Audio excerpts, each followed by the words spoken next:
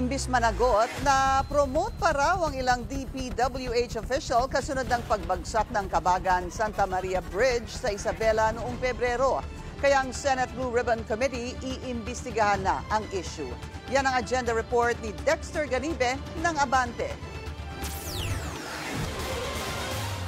Kabagan Santa Maria Bridge has fallen dahil umano sa mahinang structural design o kapabayaan. Kaya ayon sa mga utaw, mas matibay pa pala mga opisyal ng DPWH dahil ni isa walang tumumba. Sino po ang dapat managot? Sino ang may sala? I take this floor to demand answers.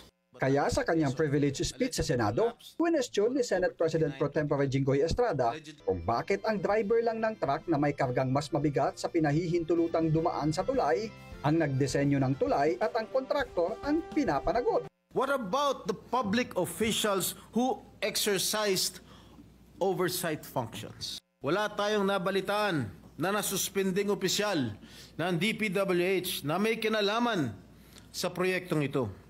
Wala rin tayong nabalitaan, iniimbestigahan sila upang panagutin. Para kay Blue Ribbon Committee Chairman Rodante Marcoleta, naiwasan sana ang trahedya kung naging maagap ang pamahalaan na maglagay ng timbangan para sa mga malalaking sasakyang dumadaan sa tulay, lalo't may nakalagay na weight limit. Wala bang weighing scale or weighing station or weighing facility na itinalaga ang local government or national government para sa ganon yung lahat ng dadaan ng mga behikulo?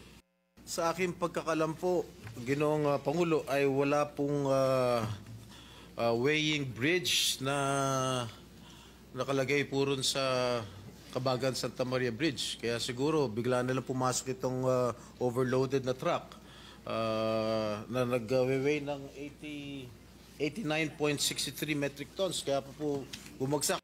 Napigarin ni Marcoleta si Estrada na pangalanan ng mga opisyal ng DPWH na imbes panagutin at parusahan dahil sa kapabayaan ay na-promote pa raw sila.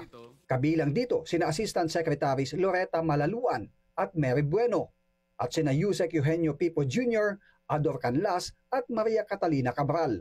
3 beses din anyang ginastusan ng pamahalaan ang pagpapatibay ng tulay bago ito bumagsak. Dapat po, sa aking palagay, dapat po ang contractor po ang dapat mag-shoulder ng expenses ng retrofitting, hindi po ang gobyerno.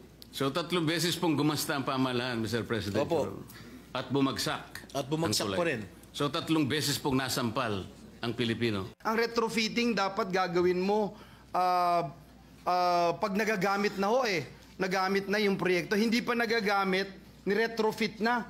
At yung retrofitting expenses ay gobyerno ang gumastos. At pinakamahalaga, based on records, mali po yung sinasabi ng mga taga-DPWH na overloading ang main cost ng collapse. Kasi dun sa records, technical reports, and yung timeline of events na sinabmit po dito sa Senado during the hearing, napakalinaw pa po sa sikat ng araw na hindi po ito isang aksidente dahil ito po ay preventable disaster born of negligence, oversight failures, and a lack of will to act when it mattered. Dahil dito, nirekomenda ni Senator Amy Marcos sa plenaryo na maimbestigahan ng Senate Blue Ribbon ang pangyayari. Sinusubukan pa rin naming hinga ng pahayag ang mga opisyal ng DPWH na nabanggit sa ulat.